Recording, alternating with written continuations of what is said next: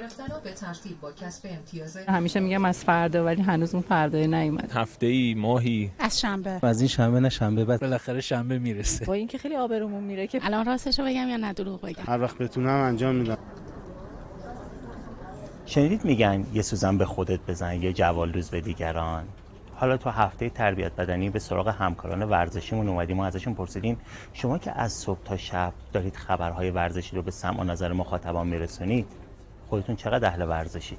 هفته 5 بار حتما روزی 1 ساعت پیاده روی رو دارم. هم فوتبال بازی میکردم، هم فوتسال، هم کشتی. قهرمان کشور بودم تو رده‌های مختلف. هفته 2 جلسه میریم فوتبال. روزانه 2 ساعت به جز این دوندگی‌هایی که اینجا برای خبر انجام میدیم رو برای پیاده روی میذارم. بازی میکنیم، یه تو شوت میزنیم، پامون میگیره میایم بیرون. زندگی ماشینی و غرق شدن در روزمرگی‌ها باعث شده تا بسیاری از کارمندان با فقر حرکتی و انواع بیماری‌ها مواجه قطعاً در طولانی مدت اختلالات ستون فقرات و مفاصل پیدا خواهد کرد. چاقی و کمردرد، پوکی استخوان، دیابت تنها بخش کوچکی از فهرست بلند بالای بیماری‌های شایعی که بر اثر بی‌تحرکی به سراغ پشت میز نشین‌ها میاد. این روزها با رایانه ما زیاد کار میکنیم، معمولا در ناحیه دست این درد دست رو ما دوچارش میشیم.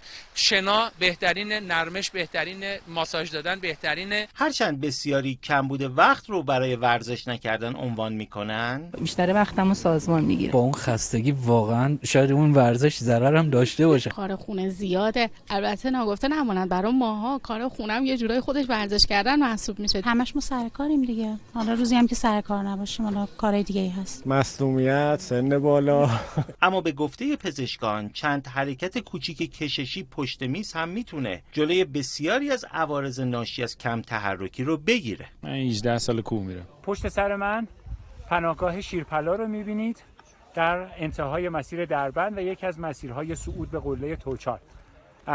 باز هم این طرف اگر بچرخم اینجا یک پناهگاه دیگه هست به نام پناهگاه شروین که در دهه 50 ساخته شده. و اما درخواستی از مسئولان شرایطی رو فراهم کنن که ورزش مثل زنگ ورزش مدارس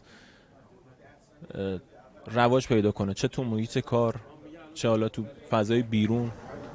کارشناسان معتقدند برای اینکه بسیاری از بیماری‌ها در آینده به سراغمون نیاد، کافیه کمی ورزش کنیم.